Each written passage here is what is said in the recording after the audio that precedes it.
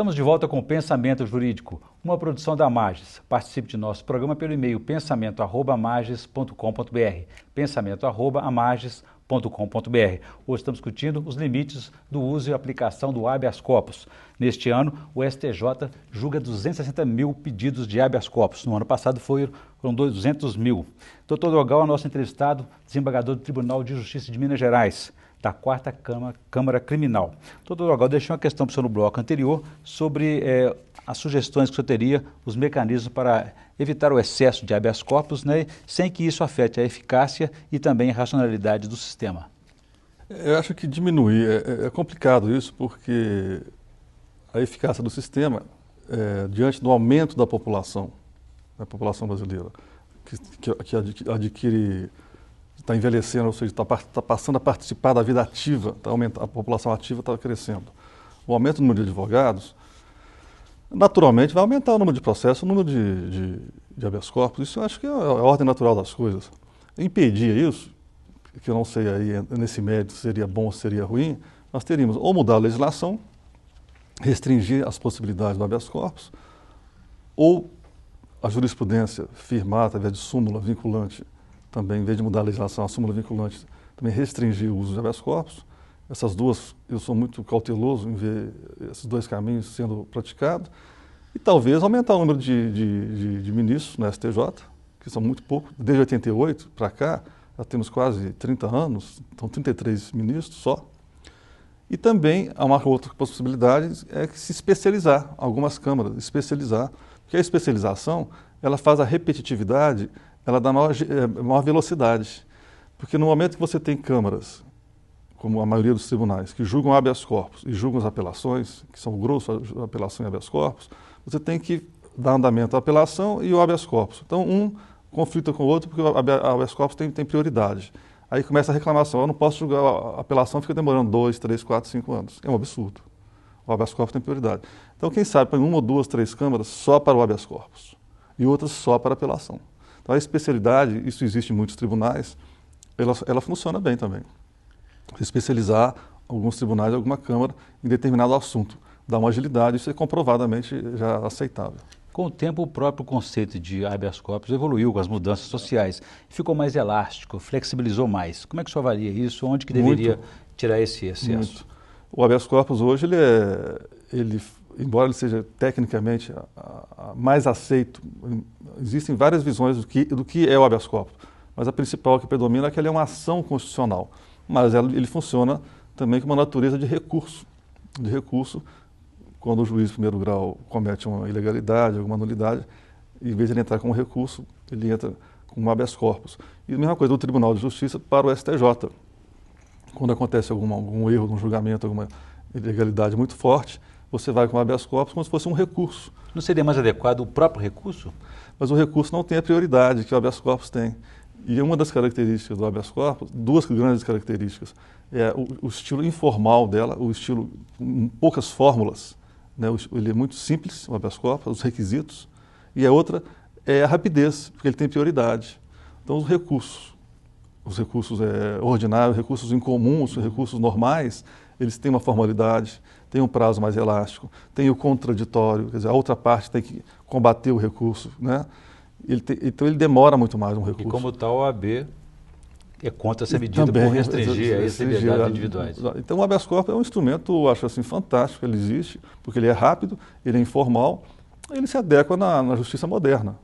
Mas ele está realmente muito elástico, ele está servindo para muitas coisas. E segundo o ministro do STJ, o Marco Aurélio Belize, numa declaração dele que eu pensei, ele disse que o habeas corpus tornou-se o remédio constitucional adequado para atacar a qualquer tempo todos os atos da persecução criminal. O senhor concorda com isso? Exato. No direito penal, hoje o habeas corpus, a interpretação que se dá para a validade do habeas corpus, dependendo da maneira com que ele é colocado, ele serve para atacar qualquer ato que, em tese, seja ilegal no processo. Qualquer ato do juiz de primeiro grau.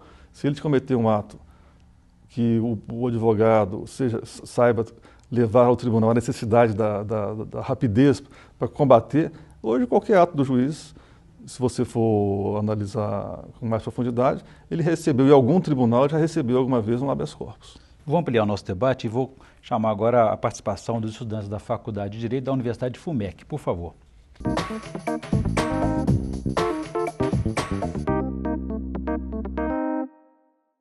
É constitucional o pedido de habeas corpus anterior à prisão? Ô Nicole, a sua pergunta é muito curiosa. Você pode entrar com habeas corpus preventivo. Você tem o habeas corpus liberatório, que é o habeas corpus durante a prisão para te liberar, e tem o habeas corpus preventivo. Se você teve notícia ou você está na iminência de sofrer alguma prisão tida como fortemente ilegal, injustificada, antes dessa prisão você pode entrar com habeas corpus. Esse habeas corpus é chamado de habeas corpus preventivo, que é o salvo-conduto. Não é comum, mas existe. Qual a diferença do habeas corpus com o Instituto da Liberdade Provisória?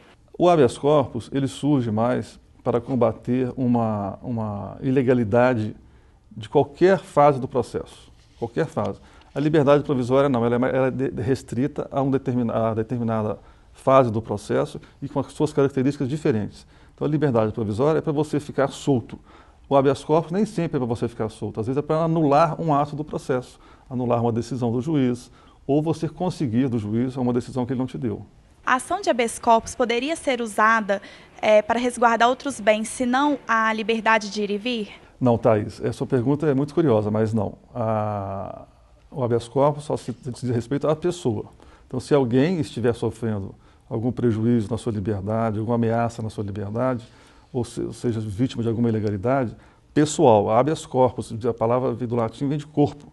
Então, não podemos usar um habeas corpus para liberar, por exemplo, um produto seu que foi apreendido, um bem seu que está apreendido. Ou que estejam sujeitos à apreensão. Ou sujeitos à apreensão no processo. Aí você vai ter que entrar com mandado de segurança, conforme o caso, ou com recurso próprio, mandado de segurança, ou até uma ação ordinária. Habeas corpus nunca. Muito bem, agradecer então a participação aí dos estudantes da Faculdade de Direito da Universidade de FUMEC. E aproveitando aí, doutor Dogal, uma questão colocada pela estudante a Nicole a respeito dos tipos de habeas corpus existentes. O senhor falou aqui então que é o preventivo e o liberatório. Eu já li uma notícia uma vez sobre o uso de habeas corpus coletivo. Aqui mesmo em Minas Gerais, em Lavras, um advogado fez um pedido de habeas corpus para 248 presos por causa de superlotação. Isso é possível? Tem deferimento? Também é possível. O habeas corpus pode ser individual e pode ser coletivo. Nesse caso, você falou de uma superlotação de uma cadeia, eu não conheço o processo, mas posso, assim, talvez imaginar que eles estão sofrendo um constrangimento porque nós temos a lei que regula, é a lei de execução penal.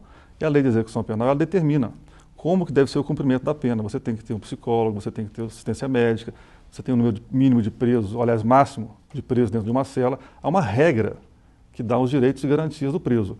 Se nada disso está sendo observado, em tese, os presos estão sofrendo ações ilegais do poder público, estão sofrendo constrangimentos no seu ir e vir, porque estão ferindo a lei. Ele pode ser deferido ou pode ser um meio de pressão também para que as autoridades não tenha dúvida, modifiquem a situação. Para chamar a atenção para um problema que é mais um problema público, né, talvez. Muito bem. Doutor Dogal, gostaria de saber também sobre a questão da competência, mas é um assunto que eu vou deixar para o bloco seguinte, e a gente vai ter um intervalo agora e voltamos em seguida.